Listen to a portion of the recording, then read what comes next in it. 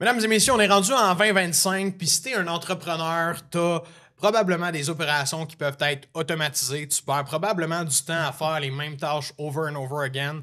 T'as peut-être encore un vieux cartable papier pour laisser toutes tes notes de ton client, qu'est-ce qu'il t'a dit.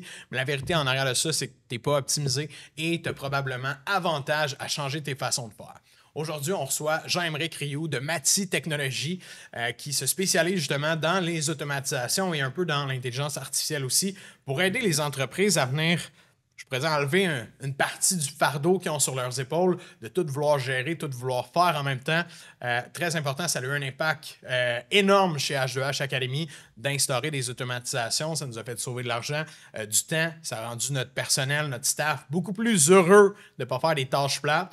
Vous allez tout voir ça dans ce podcast-là avec Jean-Émeric. Je vous souhaite une excellente écoute. Mais avant ça, je vous rappelle que c'est grâce à l'agence Ludique et Émile Gagnon qu'on tourne ce podcast-là ici à ses studios à Montréal. Si jamais vous avez besoin d'aide, de structure pour faire un podcast ou pour lancer votre podcast, Émile offre un service qui est clé en main. Vous n'avez pas à vous casser la tête. Sur ce, mesdames, messieurs, je vous souhaite un excellent épisode. Are you behind on your credit card bills? Good. Pick up the phone and start dialing. On vend pas comme on consomme, right? Malheureusement, tu laisses aller ton client à la compétition. Alright, mesdames, messieurs, aujourd'hui, on reçoit notre ami Jean-Émeric Rioux. Merci, Gia, d'être là. Très content que tu puisses venir nous parler d'automation. On va parler de business, là, bien évidemment, puis de vente à travers ça, mais je trouvais ça le fun de t'avoir parce que ça va tellement vite, ce qui se passe actuellement, point de vue technologique pour les entrepreneurs. Puis autant que nous, on en parle, puis on fait notre part des choses avec nos clients. On te réfère beaucoup, d'ailleurs, à l'ensemble de nos clients. Puis on travaille beaucoup avec toi aussi. Je pense que l'automatisation, le AI, il va juste comme dans une grosse crise de courbe qui ne finit plus d'accélérer. Ouais, ça va trop vite. Ah, ça va extra trop vite. vite. Puis c'est ça. Merci d'être là pour nous venir nous jaser de ça. Fait que, juste pour mettre la table un peu, hyper croissance dans les 6 derniers mois d'ailleurs, un peu suite à cet engouement-là. Comment ça se passe? Ça roule beaucoup. Là. C'est sûr que ça a été intéressant de faire le parcours. Je vais te le programme avec vous autres. Ça l'a beaucoup aidé à structurer, je pense, l'entrée des clients potentiels puis d'amener un peu plus de prédictabilité, si on veut, là, dans le processus de vente. Fait que moi, c'était cool de structurer ça. Puis on continue de travailler sur la partie plus d'analyse, mettons, qu'on fait avec les clients. Fait que non, ça l'a. Puis justement, on a beaucoup d'autres dossiers qui ont landé suite à nos analyses. Là. Fait que non, on est super contents. Mais l'hypercroissance que tu vis en ce moment, là, mettons, en chiffres, c'est quoi? C'est comme Est-ce qu'il y a un multiplicateur? En termes de mois, mettons, c'est juste pour que les gens comprennent c'est quoi une hypercroissance. Parce que pour vrai, je la qualifie d'hypercroissance que tu vis. Là. C'est, mettons, pas obligé de dire les revenus, mais en multiplicateur, combien tu as multiplié ton chiffre par mois, mettons? C'est un 2. 2. Puis le plus gros challenge, c'est quoi? Là? Plus gros challenge à travers cette croissance-là, je pense que c'est comme à toi que tu règles un élément, OK, là, on a, mettons, débottleneck la partie où est-ce qu'on c'était pas assez structuré la façon qu'on amenait les clients potentiels à faire les ventes. Là, un coup que tu règles ça, là, on commence à avoir beaucoup d'analyse. Fait que là, le processus d'analyse que tu faisais à une certaine fréquence, là, la fréquence, elle augmente. Fait que là, il y a des petits bobos qui sortent de ce processus-là. Fait que j'imagine que c'est un peu, c'est à chaque fois qu'on règle un problème, c'était, mettons, structurer les ventes, là, c'est l'analyse. Puis là, l'analyse, là, OK, il y a peut-être certains éléments au niveau de la présentation ou dans le processus d'analyse. Dans les ops, est-ce que ça a créé un trauma, mettons, parce qu'en plus, l'automatisation, c'est des employés, je vais dire de même, mais avec des hautes capacités puis une complexité, là, c'est pas, je veux dire, c'est pas des laveurs de vitre, là, on n'en trouve pas de façon simple, là, fait que, moi, c'était un peu là que je voulais t'amener au niveau des opérations, qu'est-ce qui s'est passé pour que tu sois capable de handle ça avec l'incrémentation fulgurante de tes ventes, là, t'sais? Le fait oui, là, définitivement, j'ai passé des dizaines et des dizaines d'entrevues, là, trouver des bonnes personnes pour faire ça. J'ai été beaucoup challengé au niveau du processus du recrutement. Là. Fait que ça, c'est sûr que je pense que c'est un élément qui a été le plus challengeant dans mon parcours d'entrepreneuriat, de passer de Parce qu'au début, quand tu commences, c'est genre, ben, tu sais, moi, j'avais du fun à faire l'automatisation, puis j'étais juste vraiment curieux, puis je passais les soirées à faire ça. Fait que tu figure out, puis tu le fais, mais après ça, de passer de j'ai quelque chose que je suis capable de figure out à le faire, à structurer ces processus-là, puis structurer le modèle d'affaires d'une façon à ce que tu peux déléguer, puis montrer quelque chose de clair. Je pense que c'est cette transition-là qui a été difficile. Il y a aussi le fait que dans le marché actuel, c'est. Ben, autant que c'est pas nouveau d'hier, là, toi tu fais ça depuis quand même longtemps, c'est pas nouveau d'hier, mais il y a comme justement une grosse hausse au niveau de l'acquisition de ces services-là. Les gens le comprennent mieux, le mettent en place, mais il n'y a pas nécessairement tant plus de staff disponible pour faire ça. Fait que c'est comme un nouveau métier, on peut dire, qui se crée là-dedans. Fait que c'est ce qui complexifie ça, j'imagine. Exact. Puis je pense qu'il y a un chiffre mental que j'ai fait dans les... Je sais pas quand exactement, mais que je pense que ça s'est fait progressivement. Mais c'est de passer à... Il faut que je trouve quelqu'un qui est capable de faire à peu près... De prendre quelque chose de... OK, le client a un tel problème, qu'est-ce qu'on pourrait faire? Ben là, de réussir à morceler un peu ce problème-là, puis de dire, OK, ben le client, il a un enjeu dans son entreprise, c'est comment qu'il le fait en ce moment, c'est quoi les façons de le faire, puis après ça, de décomposer, OK, ben il faut qu'on implante un logiciel, ben là, on a peut-être quelqu'un qui va faire de l'intégration. Puis là, ici, il faut qu'on fasse une connexion entre deux logiciels. Fait que ça, cette partie-là, ben on a un programmeur, puis ça existe, il y a des programmeurs déjà, c'est pas... Mais après ça, si tu essaies de trouver le unicorn, genre la personne qui va... être capable de regarder l'entreprise, de questionner l'entrepreneur, puis de genre trouver genre c'est quoi la source de ce problème-là. Après, c'est la personne qui va être bonne pour configurer le logiciel, puis amener la personne à comprendre le logiciel. Puis après ça, que cette personne-là aussi comprenne c'est quoi un API, c'est quoi un webbook, puis soit en mesure de faire un pont entre deux logiciels. Ben, en tout cas, moi, c'est ça, je vais être pendant un bout, là, chercher cette personne-là. Mais dans le fond, c'est toi la licorne, finalement. Peut-être dans ce contexte-là. Parce que c'est tout ce que tu me faisais, là, tu sais. C'est juste qu'à un moment donné, tu peux pas le faire tout seul, puis tu peux pas te dupliquer, là, tu sais, mais... Tu peux en trouver. C'est juste que si tu cherches... Moi, c'est ça que je me suis rendu compte, c'est que si je cherche à trouver une personne qui va avoir toutes ces... Tu sais, puis je suis pas le meilleur dans chacune de ces affaires-là. Of course. Dans le sens, si je décompose, c'est ce qui... Dans le sens où je suis capable de tout faire ces affaires-là, mais c'est probablement mieux d'avoir un expert dans chacune de ces affaires-là. Tout à fait. Pour livrer le service, c'est plus facile à trouver, c'est plus facile à scaler. Fait que d'avoir ce mental shift-là m'a aidé, puis d'amener mon recrutement aussi dans cette direction-là, je pense que c'est quelque chose qui m'a aidé, mais ça reste que je suis encore là-dedans. Là. Ça reste un bottleneck encore. Exact. J'ai pas figure it out, mais il y a un mental shift, puis je pense que j'approche mieux ce problème-là que de juste essayer de trouver une personne qui a plein de skills. Puis après ça, elle peut probablement exister, cette personne-là, mais c'est ça. Je pense pas que c'est la meilleure route. La personne qui fait tout, qui touche à tout, si à part, tu sais, je veux dire, la fidélité des employés en 2025, là, et puisqu'elle était en 1960, là, où est-ce que... Je suis pas chanceux pour ça, par exemple, je vais pas me jinxer, là, on va toucher mais je parle de 10 ans, 15 ans, 20 exact. ans, là, tu sais, je suis pas rendu là. Quand t'es comme à rester un an, c'est que je suis chanceux, tu sais, c'est pas drôle, mais comme, essentiellement, à chaque fois... d'avoir cette personne-là, si elle part ou elle part à son compte, ben, on est comme, OK, goodbye, mais le crime, ça crée un trauma incommensurable dans l'entreprise, là, tu sais, pis ça, c'est pas souhaitable, là, ouais, c'est ça, là. Shout-out à Joe, ça fait 5 ans, ça va faire 5 ans cette année qu'il est avec nous, là, fait que c'est 5 ans? Ouais, exact. Ouais, quand même. C'est un bon milestone. Mais là, juste pour que les gens comprennent peut-être un peu mieux, tu sais, bon, on parle d'automatisation, il y a du AI qui rentre là-dedans. C'est quoi les 3 systèmes, mettons... Rentre dans l'absolu. OK, non, mais attends, je reprends. C'est quoi le logiciel qui règle tous mes problèmes? C'est quoi les 3 sortes d'automatisation ou systèmes d'automatisation que tu vas mettre en place pour des business? Puis pourquoi c'est nécessaire pour eux? Qu'est-ce que ça change pour eux? 3 sortes de... Ben, qu'est-ce qu'on peut faire pour les entreprises, mettons? Qu'est-ce que tu fais quotidiennement, mettons? Je bonifierai. Je peux? Vas-y. Le système d'automatisation qui va vraiment améliorer les ventes ou aider l'équipe des ventes. Ben, tu sais, qu'est-ce qu'il faut mettre en place pour aider une équipe? Je pense que ça va être faut que ce soit une extension des processus. Là, je ne donnerai pas un logiciel spécifique, mais peu importe, là, que ce soit pour les ventes, que ce soit pour la gestion de projet, que ce soit pour la facturation, que ce soit pour l'admin, je pense que c'est important de bien comprendre les processus actuels de l'entreprise puis de mettre quelque chose qui va être une extension de ça. Fait que pas juste essayer de plugger, de dire, OK, ben, mettons pour les ventes, un CRM. Tu plugues un CRM, puis là, t'es comme, ah, mais crime. On a un CRM. On a un CRM, mais qu'est-ce que ça change concrètement? Tu sais, je pense que ça, c'est un shortcut des fois qu'on essaie de faire. De dire, OK, ben là, pour les ventes, ça prend un CRM, je mets un CRM, pourquoi ça n'a pas réglé? Pourquoi mes vendeurs ne sont pas plus efficaces, pourquoi mes vendeurs sont plus performants?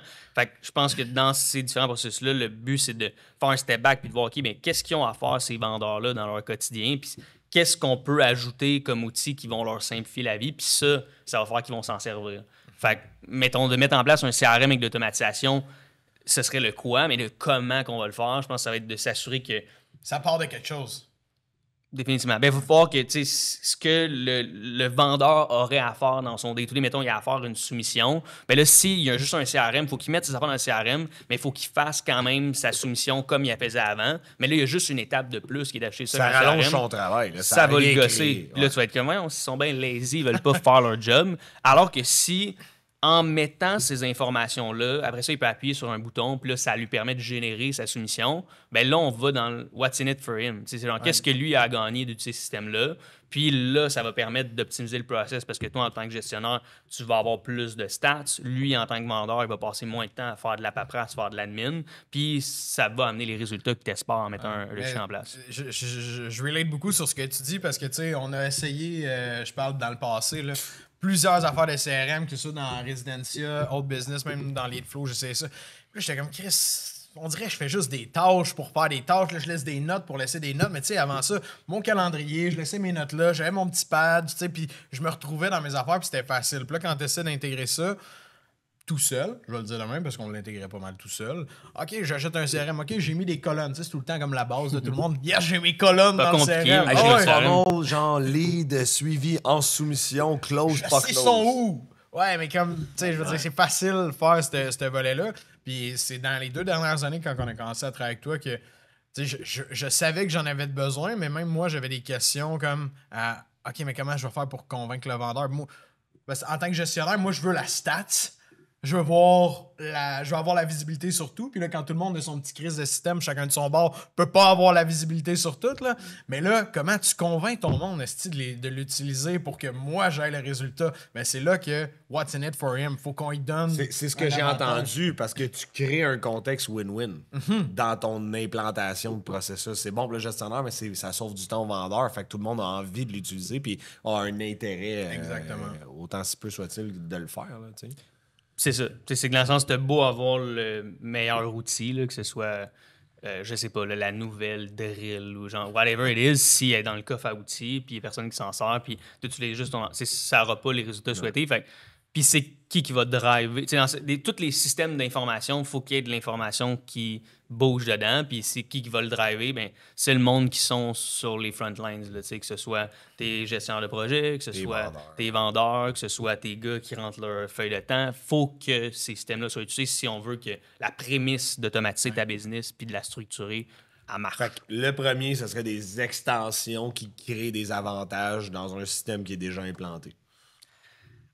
Dans l'autre, je pense que c'est sûr que ça va varier d'une situation à l'autre, mais je pense que si on veut automatiser, puis c'est ça un peu le parallèle que je fais, c'est que quand j'ai lancé ma business, Mati, ça s'appelle Mati, qui est 2 syllabes dans le mot automatisation, dans ma tête à moi, t'es un peu naïf, j'imagine, quand tu lances ta business, t'es comment on va automatiser, on va juste rentrer dans la business, on va mettre juste en place de l'automatisation. Puis bien vite, je me suis rendu compte que genre un post-it, ça s'automatise fucking mal. Là. Genre, c'est pas idéal. Fait que, c'est bon. faut réussir à informatiser. Il faut qu'on prenne l'information, qu'on la mette dans des systèmes, qu'on la structure. Si on veut générer un document automatique, si on veut envoyer un rappel automatiquement, si on veut faire un rappel de renouvellement, si on veut prendre l'information que tu as pris pour, mettons, te calculer ta job, puis là, tu veux ouvrir ton projet en fonction de comment tu as splitté ta job, faut que tu la mettes. Ça peut pas être sur un papier crayon. Genre, ça ne fonctionne. Fait que, première étape, je pense, c'est faut structurer l'information. Après, c'est ce qu'on est obligé de tout structurer.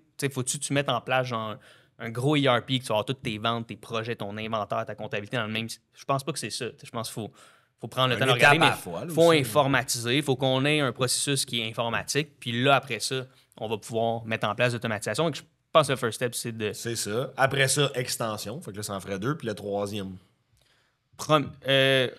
Premier, je vais te fucker ton ordre. Pas grave. Premier, je pense qu'on veut analyser les process de la business comme il faut. Je pense que c'est bien important faut regarder, parce que c'est comme ça qu'on va trouver c'est quoi qu'on devrait informatiser en premier. Fait que je pense que c'est peut-être plus de bien comprendre. Fait que c'est jouer au docteur, trouver les problèmes. Après ça, recommander peut-être un premier système pour compiler l'information, s'il n'y en a pas. Ou s'il y en a un, peut-être le moderniser, le modifier, etc. Puis fait que finalement, le troisième, c'est d'ajouter les extensions qui sont convenables pour aider en place. Moi, ce que j'aime pas, c'est le monde qui écrive, mettons, tu sais, dans Entrepreneur Québec, n'importe quoi. C'est quoi le meilleur CRM? Puis là, t'as tout le temps quelqu'un qui est comme Zo avec lui, Pipedrive pour ça. Monday! Non, mais c'est vrai, mais tu sais, ça me gosse parce qu'à ça, je comprends tout ça, puis je suis comme. Tu peux pas dire que c'est le meilleur CRM. T'as pas la même situation que lui, puis que lui, puis que lui, puis que lui à côté. Faut que tu prennes le temps de regarder que c'est quoi t'as besoin, puis surtout. Si tu veux pas spend de l'argent encore dans 1 an, 2 ans, 3 ans comme un esti débile, faut que tu regardes sur l'horizon 5 ans, 10 ans au moins, où est-ce que tu t'en vas avec ça, parce que ça a été notre cas, là, nous autres, ben, dans certains cas, on a dépensé, puis là, on a dit « Ah, fuck, faut qu'on change ça. » Puis la business évolue, fait que là, tu sais... Attends, juste faire une parenthèse pour rire un peu. Là. Tout le monde qui demande une recommandation, les gens répondent avec une expérience personnelle, avec un manque total de nuances. 100%. C'est pas de contexte. C'est qui le meilleur coach en développement des affaires? Moi, lui m'a aidé. Moi, c'est ça les réponses. Ouais. Moi, lui m'a aidé, lui m'a aidé, lui m'a aidé. Comme, ça n'a pas rapport. Si tu veux avoir un avis, va scanner le marché, va checker les reviews. Je veux dire, je trouve ça absurde. Un genre de comportement de consommateur. C'est correct, à un moment donné, quand tu as 29 référencements qui dirigent vers une ressource, mais effectivement, demander un CRM parce que ça marche pour toi veut pas dire que c'est comme si. Mais social proof, ça reste. En marketing, ça reste bon win, un des meilleurs éléments, puis même en vente, d'aller chercher du social proof.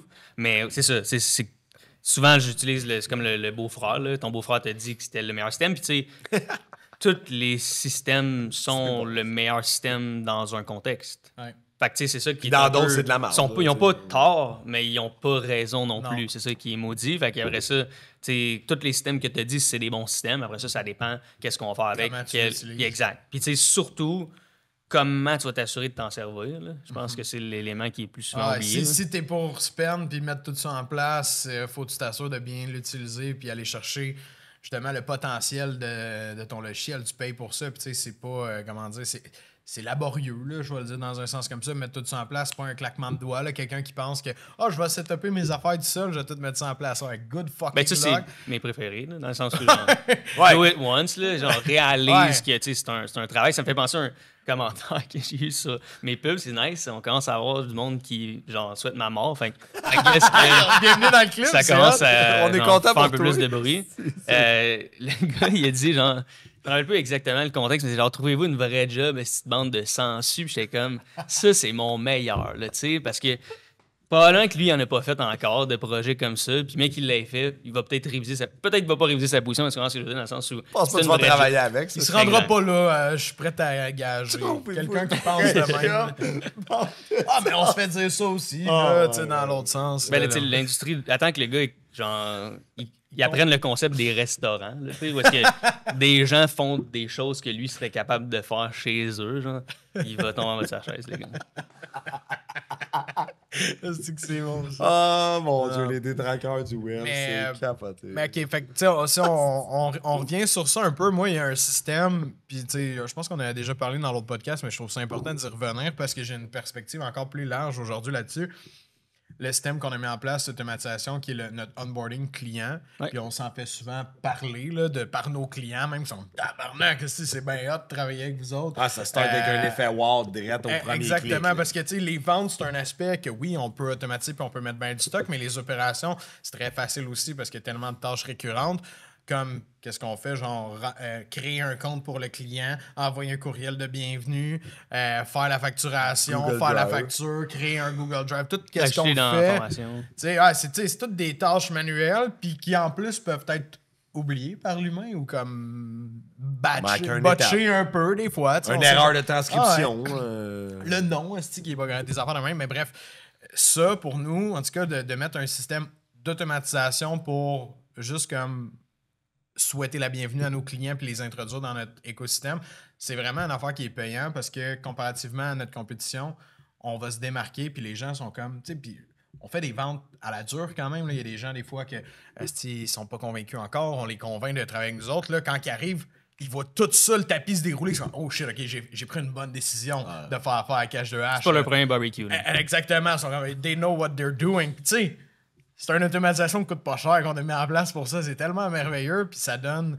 l'effet escompté, puis ça l'aide notre équipe en même temps. Puis c'est le bon point. Là. On déroule le tapis rouge. Là. Puis je suis comme... Moi, à ce temps, je suis rendu, t'es-tu prête? Ils sont comme, à quoi? Check bien ça. Je pèse sur start. Tant! Les courriels commencent à rentrer, man. Clac, clac, clac, clac, ça pop de partout. Puis ils sont comme, Holy shit! c'est trop bien hot, man. cool. Votre onboarding process, il est ça à coche, c'est hot, là. Ben moi, je souhaiterais ça à n'importe quel business pour vrai d'avoir ça, parce qu'en tant que client, il me semble que j'aimerais ça avoir ça de l'autre bord. Des fois, tu commences, tu sais, je sais pas, on prend des services, ça arrive souvent, des fois, on change de fournisseur, peu importe, puis là, tu payes, puis là, t'es comme... What's going on? Time to first value. Un concept Qu'est-ce pas ça? que Hormozy parle beaucoup. Là. Tu sais, combien de temps, à partir du moment où est-ce que tu donnes l'argent, que tu as une certaine valeur. Là, que ce soit, si tu peux pas livrer ton service hyper rapidement, ben, c'est quoi les premières communications que tu peux envoyer au client? C'est quoi pour que le client sente qu'il est pris en charge rapidement? Fait que ça, je pense que c'est cool pour ceux qui automatisent le onboarding. Puis c'est souvent un process qui a beaucoup de petites étapes à faire. Dans peu importe ce genre de business, surtout en service, là, il y a beaucoup de petites affaires à faire dans le processus d'onboarding. Puis c'est quelque chose qui gosse un peu à faire, là, parce que là, c'est comme toutes des petites tâches un peu plates à faire. Que puis personne de n'a le goût de volume. faire. Ça ajoute pas de valeur de faire ces tâches-là.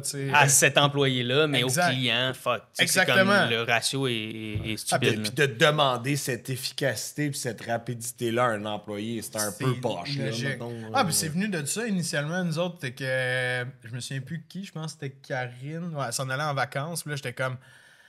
Comment on va faire, Esti? Pour genre tout faire ça. Parce que moi, ça tombait dans ma cour, je m'en souviens très bien. J'étais comme.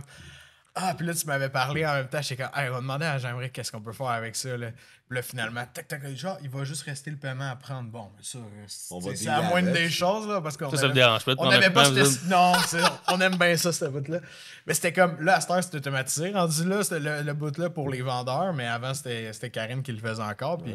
C'est un point que je veux peut-être touch on. C'est genre, c'est pas parce qu'on peut pas tout automatiser qu'on devrait pas automatiser ce qu'on peut. Tu sais, dans le sens, il y a probablement certains quick wins qu'on peut aller chercher.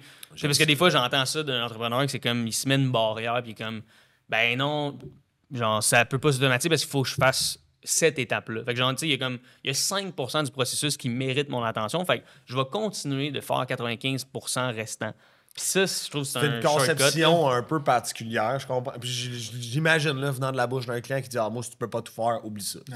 Ou juste que le client, il se dit juste, ben, vu que ça peut pas se faire, ce processus-là ne s'automatise pas. OK, fait que toi, tu pourrais faire, mettons, de 0 à 48%, on fait une pause. Validation manuelle. On décolle 53 jusqu'à 100%. Tu sais. Exact. Which, c'est un peu ce qu'on a fait good. dans ce processus-là. C'était pour ça que ça m'est arrivé. C'est là, c'est de dire, ben, tu sais, tout le reste est automatisé. Tu prenais ton paiement, puis c'est la seule chose que tu avais à faire parce qu'à ce moment-là, il fallait qu'on change les affaires, puis c'était juste pas le bon timing de faire ça, puis on l'a fait après. Fait que, tu sais, ça peut évoluer, puis ça va évoluer, puis votre automatisation, elle évolue parce qu'il y a eu des changements dans, tu sais, il y a eu plus de gens qui sont arrivés dans l'équipe, puis il y a eu des questions peut-être supplémentaires qu'on demandait avant l'onboarding. Fait que, donc, tu sais, il y a des systèmes comme ça, onboarding, CRM, puis c'est tellement pratique pour les entreprises, mais j'ai l'impression encore que vu que c'est nouveau, des fois, le monde sont genre un peu ses breaks, ils voient pas nécessairement le retour sur investissement, alors que, mettons, pour nous, justement, ce système-là d'onboarding, ça a été quoi? Peut-être, mettons, 10-15 heures semaine, peut-être, de job sur... ça a augmenté, là. Ben, c'est ça. Puis avec la croissance, probablement, ouais. Ben, c'est sûr que ça a augmenté. Ça fait quoi, 2 ans? Je dirais un 1500 à 2000 $ de temps d'employés sauvés par mois. Ouais, probablement. Fait que, tu sais, nous, on le voit parce évidemment, on le vit, mais c'est pas tout le monde qui voit ça. C'est quoi les craintes? Pourquoi le monde, des fois, ont de la réticence avec ça? Tu dois le vivre un peu, tu dois le voir auprès des gens que tu rencontres? Je pense que la principale, là, c'est genre les gens ont peur de rendre ça plus compliqué des fois, là, de genre s'embarquer dans quelque chose de trop complexe puis que ça rende la vie plus difficile à leurs employés. Je sais pas. Ben, tu sais, parce que c'est ça, tu rentres dans de la technologie, là, tu sais, puis t'en as beaucoup du monde qui sont juste pas à l'aise là-dedans, puis tu sais, néophyte, là. ouvrir un Google Meet, c'est comme compliqué. C'est le top, là, tu sais, puis ça s'arrête là. Fait après ça, de se dire, OK, ben là, la facture va se faire tout seul. Puis là, hey, là, ça va-tu le bon montant? Puis là, mettons, la facture est envoyée au bon client. Puis on va-tu, est-ce que la facture va être envoyée à la bonne date? Puis tu sais, comme... Il y a des doutes. Je pense qu'exact, il peut y avoir peut-être un peu plus de peur qui se fait. Après ça dépend c'est quoi. T'sais. Mais après ça, mettons un courriel d'onboarding qui est envoyé automatiquement. Mais si tu le sais pas comment que ça peut être fait puis tu n'as jamais pensé à ça, mais tu te dis, hey, moi, je veux garder le contact humain avec mes clients, je veux pas qu'ils se fassent envoyer n'importe quoi, je veux pas que ça soit envoyé au mauvais client. Fait que, je pense que c'est ça. Je pense qu'ils ont peur ils savent pas c'est quoi qui pourrait arriver, puis ils ont peur que ça que ça me présente l'entreprise d'un mauvais côté ou qu'il y a une erreur puis que ça affecte le brand. Je pense que ça peut être une des choses. Que l'intelligence artificielle, puis qui monte, là, les gens ont peur de ça. Là. Beaucoup de gens qui, après ça, sans rentrer dans la théorie du complot, mais il y en a qui pensent que ça va... On peut y aller, mais... On peut y aller, mais ça me tente pas. Là. On va alimenter des détraqueurs, là, tu sais. Fait que, tu sais, ultimement, il y en a qui ont peur que ça va prendre le contrôle de tout, tu sais. Fait que c'est sûr que j'imagine que ça doit pas aider en ce sens, là, tu sais. Il y a vraiment des croyances stéréotypées puis des gens qui pensent des choses particulièrement bizarres, mais, tu sais, ça doit pas t'aider, ça, là. Probablement. Honnêtement, je pense que ça alimente ces craintes-là. C'est ça. Je pense que les craintes que ça fasse des affaires qui veulent pas que ça fasse, puis que ça soit plus compliqué, je pense. Mettons, de mettre en place un logiciel, je pense que c'est souvent ça la crainte de genre que ça soit plus compliqué. Puis il y a aussi juste un concept qui est vraiment moins dans le technologique, c'est juste le changement. Yeah. Ben là, c'est vieux comme le monde, ça, effectivement. Exactement. Là, ça reste que cette partie-là fait peur aux gens, puis avec raison, d'une certaine façon, dans le sens où ça fait, je sais pas, 15 ans que tu roules ta business, tu as tout en fait ton process comme ça, ben genre, il marche, ce process-là, right? Genre, dans le sens où si je le change, là, j'amène un risque dans le process. Fait c'est ça, je pense, qui fait peur aux gens. Là. Ça a toujours été ce concept-là. Ça me rappelle une histoire. Il y a 20 ans, j'ai travaillé dans un abattoir à De Poulet, là où est-ce que mon père va prendre sa retraite, éminemment. Puis à l'époque, il n'y avait pas d'automatisation comme ça. Il n'y avait sûrement pas des logiciels aussi avancés à l'époque. Là, c'était des trucs bleus, là, genre sur DOS. Là. C'était hot, là, ça, à l'époque. Mais... 2005, ouais, il y avait quand même des patentes, mais c'était pas aussi hot que ça. Sure. Mais la résistance au changement dont tu parles, ça me fait penser à... Il avait engagé une équipe de consultants d'optimisation, parce que là-bas, chaque minute qui est sauvée à la chaîne par 100 employés, ça représente des dizaines de milliers de dollars annuellement. Puis, justement, ces optimisateurs-là, venant d'une gang de syndiqués, c'était tous des astis de voleurs de job. Puis je me dis je pense que... On est des sangsues, nous autres. C'est ça. Je pense que... Là, je pense à ton gars qui dit que t'es une sangsue. Ça sûrement provient d'un syndicaliste qui veut faire ses heures. Puis j'ai des souvenirs. Là, un boss peut pas ramasser quelque chose à terre. Il vole la job. Fait qu'imagine-toi l'optimisateur qui vient pour voir, OK, ici, il y a une séquence qu'on pourrait couper à la chaîne pour le faire plus vite. Fait que j'ai comme l'impression que cette résistance au changement-là dont tu parles, elle vient aussi de ça. C'est quelque chose qui date depuis tellement longtemps. Puis j'ai une deuxième petite anecdote, si je peux me permettre. Je travaillais à Bridgestone Firestone à Joliette et les syndicalistes maïssaient. Okay? Parce que c'était un chiffre de 12 heures, puis je clenchais l'ouvrage en 3 heures et demie, puis j'avais fini. Okay? Mon formateur, il avait son oreiller dans son casier, man, puis il allait se cacher quelque part pour dormir, tu sais. Puis moi, man, je suis comme... Ça fitait avec ton type de personnalité. C'est incroyable. Moi, je suis le gars qui veut pas perdre ma job. Genre, à l'époque, c'était la licorne des jobs universitaires, travailler là. On faisait des estis de paye. Moi, j'étais comme, man, je vais faire quoi? On va me faire renvoyer, là. J'ai fini la journée, tu sais. Fait que, tu sais, ultimement, eux autres, ils veulent leur journée, c'est correct, tu sais. Il y a certains ouvriers qui sont comme ça, ils sont pas tous comme ça, ceci dit.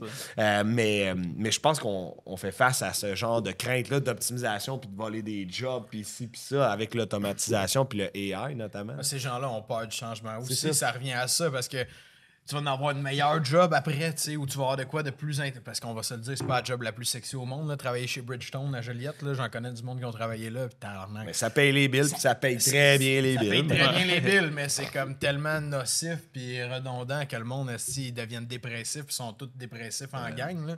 Mais... non, mais c'est vrai, Chris. Mais la réalité... non, mais c'est parce que je connais tellement de monde qui ont travaillé là, puis c'est comme... si tu vas voir quand tu commences à travailler là, écoute pas trop ce que le monde te dit, parce que tu vas voir l'autre trompe sa blonde, l'autre c'est un ci, l'autre, tu sais, c'est comme un asti d'ambiance. Bref, on pourra en parler longtemps. Mais à la fin de la journée, je pense que ces gens-là aussi ont peur du changement, justement, mais dans la courbe d'évolution dans laquelle on est actuellement, la technologie, la société, à la vitesse que ça va, j'aime pas plus le changement. Je pense qu'il n'y a pas personne qui aime ça changer. C'est inconfortable. Je demanderais à ma blonde, si je me lève à la même heure, je mets mes bas de la même façon. Je suis structuré, j'aime pas ça le changement non plus. Mais j'ai pas le choix de l'adopter dans le business parce que si on fait pas de changement, dans 5 ans, on va crever. Comme le gars qui il se dit, ben non, ça va être ma job toute ma vie. Ben, ça se peut que non, parce qu'il y a d'autres choses qui vont arriver. Il va falloir que tu sois prête à faire ça. Puis c'est sûr que toi, t'es un détracteur de ça. Puis qui... Mais en tout cas, on vient de comprendre la provenance de la sangsue. Là. Je pense qu'on a touché Ouais, une Peut-être, analyse peut-être, profonde, là, peut-être ce gars-là avait des tâches avant qu'il aimait faire que maintenant son employeur il fait plus faire parce qu'il a mis en place de l'automatisation. Là. Mais l'employeur n'a pas le choix. Parce que s'il fait pas ça, sa compétition, elle va le battre parce qu'elle va rentrer ça, elle va baisser ses coûts, elle va être capable d'être plus compétitive, puis ils vont finir plus de job pareil. C'est ça que le monde, on dirait qu'ils comprennent pas à la fin de la Il y a journée. des écoles de pensée. Là. Mon papa, que j'aime de tout mon cœur, est un syndicaliste, un puriste. Là, t'sais.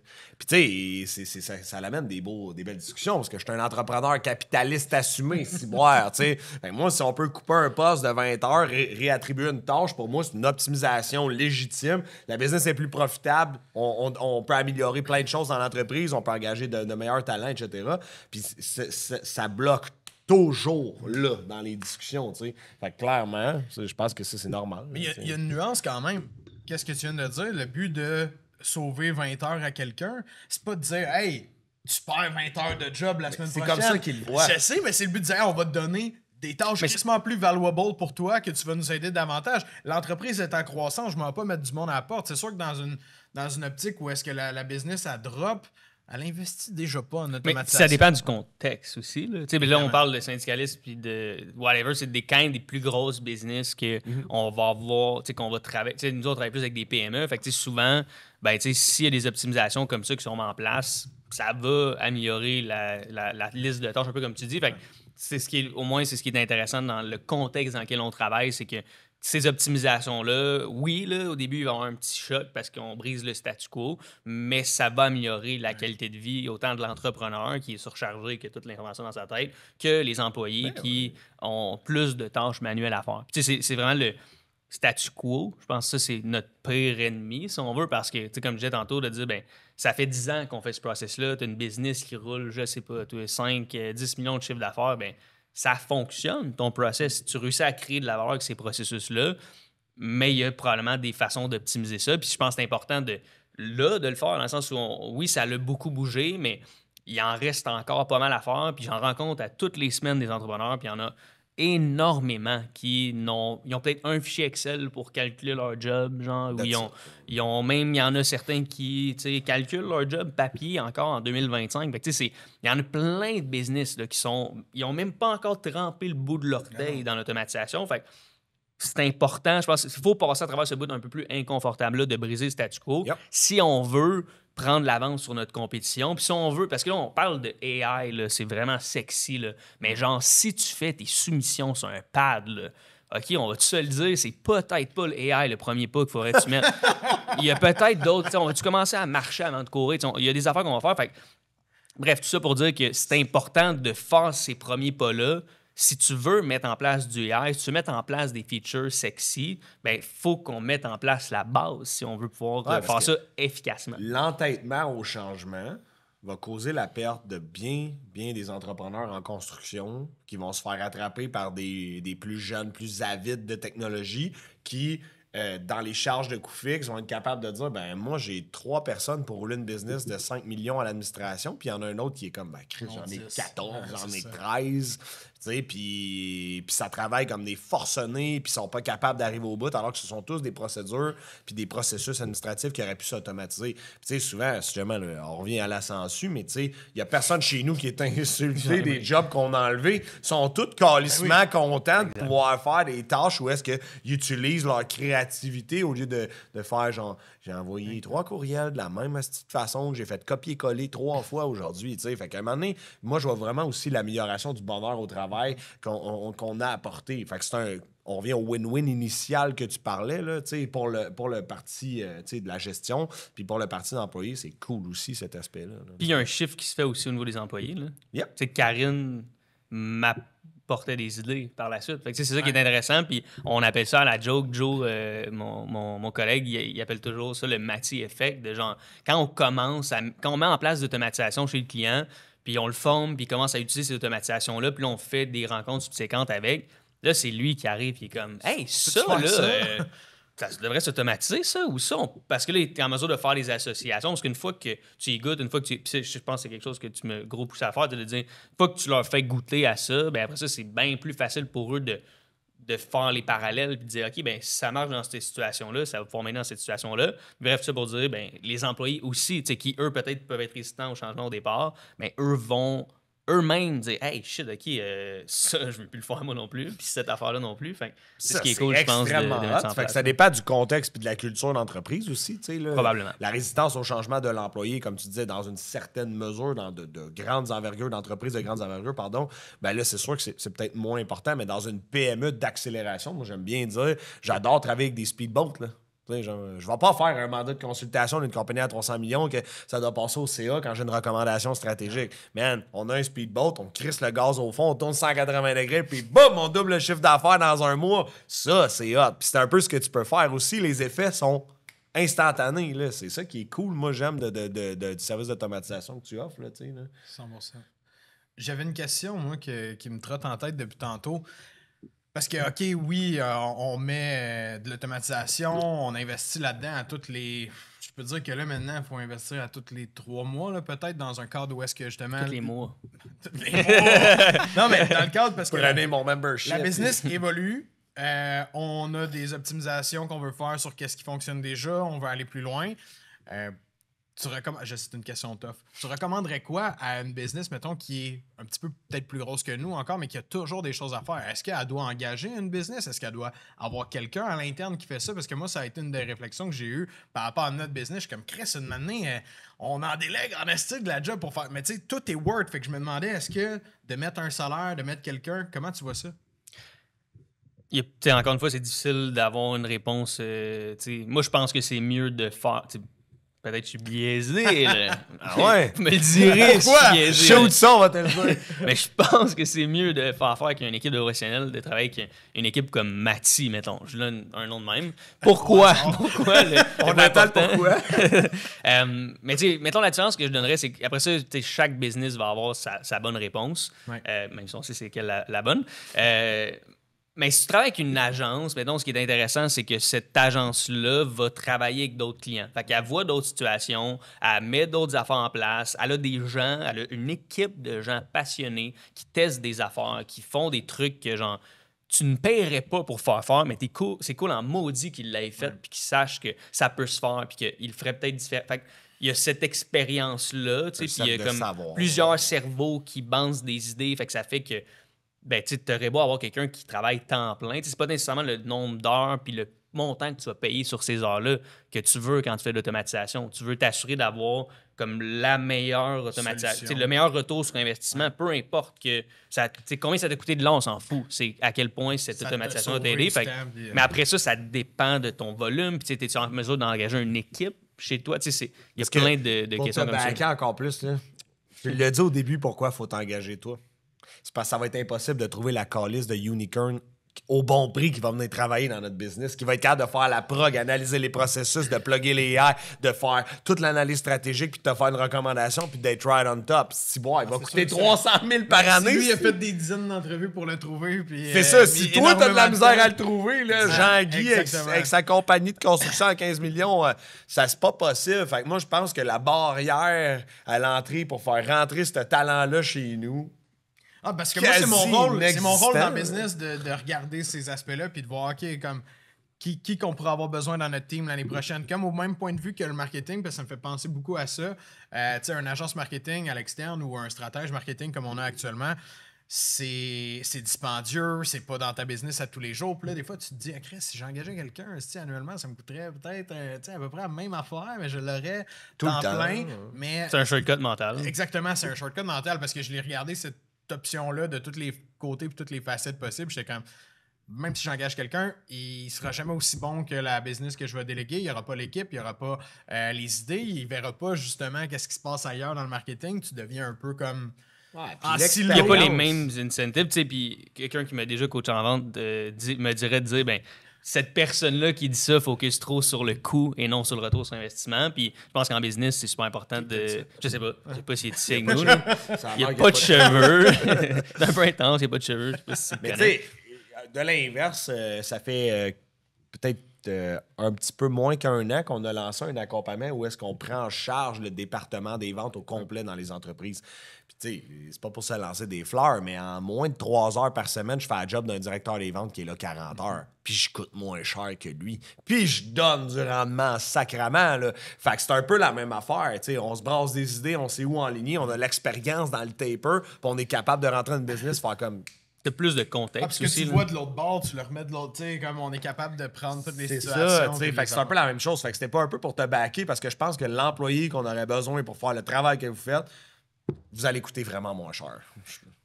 Puis c'est ça. Puis après ça, si tu peux t'engager après ça, puis même ce qu'on voit, là, parce qu'on travaille avec une business qui est quand même grosse, un gros franchiseur au Québec, puis eux ont une personne à l'interne qui est comme l'interface. T'sais, pour nous, c'est avec cette personne-là qu'on va jaser, mais cette personne-là ne fait pas tout. C'est juste elle qui va piloter les projets à l'interne puis qui va s'assurer d'amener les le gens. point de contact, Exactement. le cerveau de l'opération. Parce qu'il mettons, faut que cette personne comprenne quand même qu'est-ce qu'il fait, surtout quand c'est de plus grande envergure. Mais ça reste que même des grosses organisations vont pas bâtir un département complet. C'est de rouler un autre business, le rendu là. Tu veux aller chercher l'expertise quand même. Fait que souvent, c'est ce qu'on voit, mais j'aime le point que tu as dit, ça prend un intégrateur qui travaille en équipe avec toi aussi dans le business. Parce que tu as bien beau travailler avec l'entrepreneur, s'il n'est jamais disponible pour faire bouncer des idées, voir qu'est-ce que tu peux améliorer, voir comment mettre les processus en place. Ben là, c'est comme nous autres, là, si on travaille avec une équipe, puis le gars est comme arrangez-vous aussi, faites tout ça. Faites-moi des ventes. Ah, c'est ça. Et Chris, ça va bien aller en esti. Mais ouais, ça prend toujours comme un intégrateur. Puis j'imagine que dans votre cas, cette personne-là, elle développe comme Karine chez nous, tu sais, les idées de ça, on pourrait l'ajouter, ça, on pourrait le faire. Puis c'est le fun d'avoir quelqu'un qui est de terrain puis qui voit ces affaires-là. Fait que le contexte aussi du day-to-day de l'entreprise. Exact. Mais dans tous les projets, ça prend un responsable projet, tu sais. Puis c'est la 5e année là, qu'on est là-dedans. Puis on a fait des projets où est-ce que le monde, c'était plus genre, arrangez-moi ça, tu sais. Puis on a eu aussi des projets que la personne était impliquée puis a participé au projet. Puis, tu sais, il y a une corrélation avec le succès. C'est ça, exact. Il va y avoir beaucoup plus de succès quand la personne est impliquée dans le projet. Fait que c'est important, je pense, d'avoir cette personne-là qui pilote à l'interne. J'ai une question pour toi. C'est quoi le retour sur investissement moyen que tu offres à un client pour chaque dollar investi en automatisation? C'est bon, ça. C'est une super bonne question. C'est sûr que genre, quick maths, là, c'est quoi l'horizon de temps, mettons? C'est une très bonne question. Merci du retour de la question. Donc, 0 à 0,5 ans. 0,5 ans, c'est sûr que ce retour sur investissement-là, 5-10 fois le retour sur investissement. T'sais, après ça, c'est ça. C'est ce qui est intéressant aussi de la façon qu'on le fait, c'est qu'en prenant le temps de jouer au docteur, whatever that means. Yep. Analysez-le. Je joue au docteur. En faisant ça, on est en mesure de voir. On a vraiment un portrait plus clair de OK, c'est quoi le volume, combien il y a d'affaires qui se font dans ce processus-là, puis ça te coûte c'est combien ça te coûte cette ressource-là, puis qu'est-ce qu'elle pourrait faire le plus payant. En ayant ce data-là, c'est facile de faire un plan et de dire OK, on devrait commencer par ça. Parce que ça va te donner 15x de retour sur investissement. Mais cette affaire-là, ça va te donner... Fait que on est mieux de commencer à faire tout de suite les automatisations qui vont te donner 15x de retour sur investissement.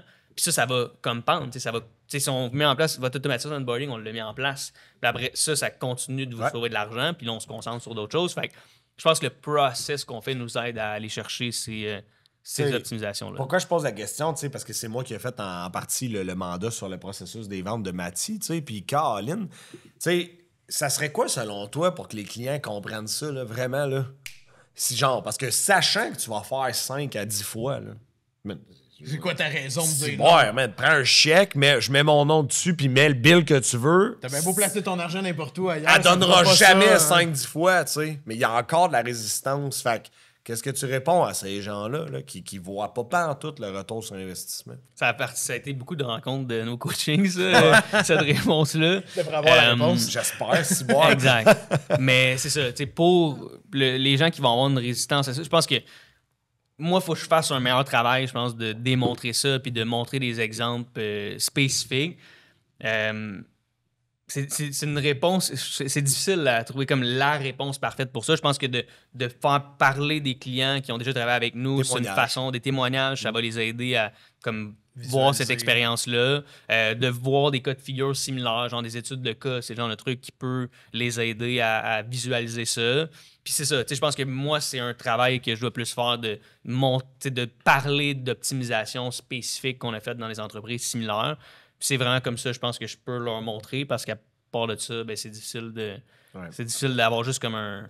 Parce qu'en plus, tu sais, parce que là, tu as parlé beaucoup de drill d'outils, on en déduit quand même que ton client cible, c'est la construction. Je travaille beaucoup avec l'entreprise. Majoritairement en construction. Tu sais, c'est rarement des gens qui ont été proches de la technologie. Tu sais, c'est des gars très kinesthésiques qui vont monter des rafts, des maisons, du commercial, de jouer dans le béton. Tu sais, ultimement. Fait qu'en plus, je pense que tu pars avec une difficulté parce qu'ils sont pas nécessairement au fait de la technologie. Tu sais. Fait que tu sais, ton défi est tout à propos, là, tu sais, de pouvoir partager l'information puis la faire passer de différentes façons pour qu'ils l'encodent, là, tu sais. Là. Exact. Je pense que de vulgariser, c'est quelque chose de super important.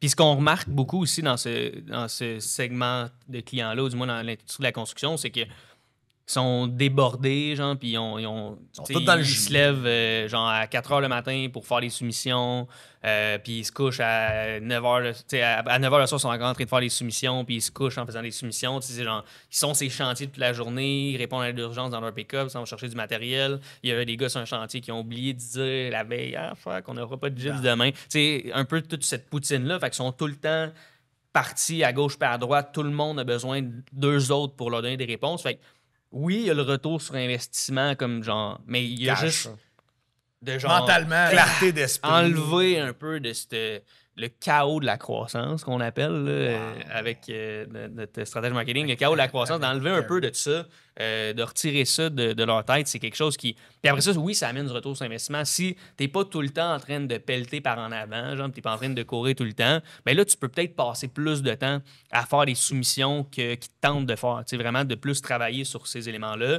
Puis là, tu peux aller chercher des jobs qui sont le fun à faire, qui sont payantes. Tu vas pouvoir aller peut-être chercher des appels d'offres sur des jobs que tu veux faire, au lieu de juste comme une demande de soumission qui rentre, puis tu fais une soumission, puis tu la fais vite, puis là, fuck, tu fais une job qui est pas payante parce que tu l'as fait vite, puis t'as pas pris le temps de checker ça. Fait que de te sortir de tout ça. Ouais, genre le tempête qui finit jamais. Là. Exact. Juste le fait d'être crowded mentalement comme ça, puis d'avoir autant C'est à lourd. gérer. Quand t'enlèves ça, puis là, t'es capable de travailler beaucoup plus sur ta business, de voir qu'est-ce qui se passe, de prendre conscience que, hey, au-delà des activités que je fais au quotidien, lui, il est sur le bord de démissionner, ça, tu sais, c'est comme tout. C'est quoi le retour sur investissement de ça? C'est ça la question que je trouve immesurable. difficile à mettre, tu sais, parce que moi, je suis bien gros dans les chiffres, là, tu sais, un gars d'automatisation, most likely, c'est très logique. C'est cette des affaire-là, émotions, c'est pour ça qu'il faut que tu ailles dans les émotions. Mais avant, parce moi, je pense que c'est c'est souvent le des plus émotions. gros retour sur investissement Ben oui. pour ces business, pour ces personnes-là, parce que fuck, là, de tout le temps être en train de courir, de genre le samedi au lieu d'aller à la pratique du petit Mathis, ben fuck, faut que tu fasses des soumissions parce que t'as des soumissions à faire, puis ça fait déjà 2 semaines que ce contrat-là de 100 000 y attend. Fait que, tu sais, c'est quoi le retour sur investissement de ça? Quel genre d'entrepreneur tu veux être? Celui qui travaille 15 heures par jour, qui est brûlé à la fin de sa carrière, ou l'entrepreneur? Monoparental, parce que ça, celle-là revient tout le temps. C'est là. sûr. C'est le nombre de gars qui me disent, man, j'ai gâché mes 20 premières années de mariage, puis là, je suis tout seul. J'ai de l'argent, mais je suis tout seul. Hey, c'est-tu triste, tu sais? T'as travaillé pour rien. T'as travaillé pour ce que t'as, tu peux te refaire une vie, mais shit, tu sais, je veux T'as dire. brûlé ce que t'avais. Tes enfants te regardent, genre, c'est qui lui? Tu sais, je veux dire, ça, c'est dole en sacrament, tu sais. Puis, je veux dire, puis je pense que notre génération est peut-être plus aware de ça. Les gars de 50, 60 ans, ils ont appris avec leur père que t'as pas une condition, il fallait que tu travailles, puis tu te dis, man, on veut pas t'entendre chialer, tu sais. Fait, mais je suis d'accord avec toi, pour nous, c'est obvious que le retour sur investissement, d'être avec notre famille, puis d'être plus présent mentalement, pas être dans le Moins stressé. brouhaha d'une Mais je pense journée. qu'ils répondent beaucoup à ça quand même. Ben, ça leur fait mal. Il y a le personne monde. qui va me dire moi, je m'en calisse de pas voir mes enfants. Sacrement. Genre, j'ai jamais entendu Non. ça. Ils vont dire on fait ce qu'il faut, on pousse pour que ça marche.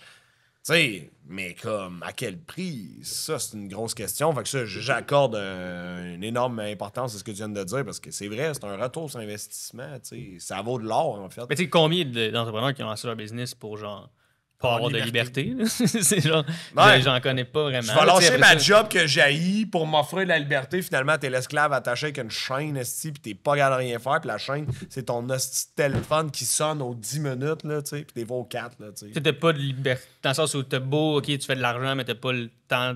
Pourquoi tu veux faire de l'argent? Tu veux en profiter, ou tu veux voir ton monde, ou tu veux, genre, tu veux faire des jobs que t'aimes faire, mais là, t'aimes pas faire les jobs parce que tu fais juste faire qu'est-ce que t'as à faire, à faire ce qu'il y a dans ton horaire. Fait que c'est comme. Ouais, c'est un gros plus de. Mais d'aller- j'ai un gros respect pour ceux qui vachent puis qui poussent, mais comme c'est de un, l'acharnement, c'est un là. coup à donner, mais comme somehow faut évoluer puis il faut passer à d'autres Mais choses. c'est juste de savoir que c'est pas obligé d'être ça. Exact. Je pense que c'est ça, là. Tout à fait. Messieurs, on a quand même bien abordé tous les sens du sujet. Du moins, j'espère que ça a aidé l'audience, les entrepreneurs qui nous écoutent, parce que je trouve que moi, même de revenir dedans, c'est un wake-up un peu encore que là, je réfléchissais pendant qu'on faisait le podcast. OK, qu'est-ce qu'on pourrait automatiser? En fait, je reviens dedans tout de suite juste d'en reparler. On se Ça me parle fait plus peur. souvent. Ben ouais, parce que c'est vrai, tu sais, ça fait un bout qu'on s'est pas parlé. Puis là, je commence, s'il y a encore d'autres trucs, c'est vrai qu'on pourrait mettre en place. Fait que j'espère que ça a fait cet effet-là pour les gens qui en ont déjà ou qui en ont pas de réfléchir puis de réaliser un peu que ça peut les aider. Si jamais les gens ils veulent te contacter, ils veulent avoir de l'info, comment ça marche? Ben, s'ils sont pas déjà dans la gang qui se font harceler par mes publicités sur Facebook ou Instagram, peut aller sur mon site web mati.tech. Sinon, c'est possible de tout simplement nous envoyer un message là, sur Instagram mati.technologie avec un S. Puis on va pouvoir vous répondre. Puis même dans la bio, là, on a un lien qui va permettre. Puis je pense Ça doit être automatisé. Là, quelque Oh, chose de exact. même. Vous allez pouvoir prendre rendez-vous avec quelqu'un chez nous. Là. Fait que merci de ta visite, vraiment toujours apprécié de te recevoir, puis on souhaite que la croissance continue, ton hyper-croissance continue son chemin, puis que tu puisses continuer à exploser ça, parce que je pense que tu as une énorme fusée entre les mains, puis les gens gagnent à te connaître. Ils en ont Alors, besoin. Ouais, ils Les en gens ont besoin. c'est ça qui arrive. Tu sais, l'accessibilité à la main-d'œuvre est de plus en plus compliquée, donc tu fais partie des solutions pour ça. Clairement. Alors voilà, n'hésitez pas à contacter Jean-Émeric pour vos services en automatisation. Merci, mon gars. Merci, Gilles.